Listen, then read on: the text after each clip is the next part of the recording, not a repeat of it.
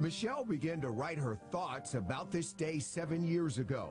Thoughts that have now turned into a motivational book she and her husband Randy authored.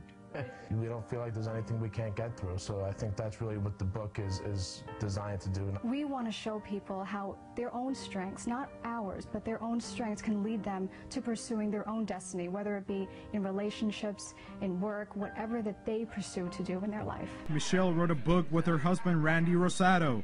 Michelle also travels the country sharing her story of survival.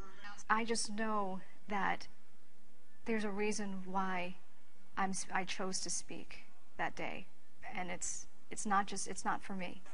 Michelle says that after the tragedy she found her purpose in life and likes to remind people to live a day at a time.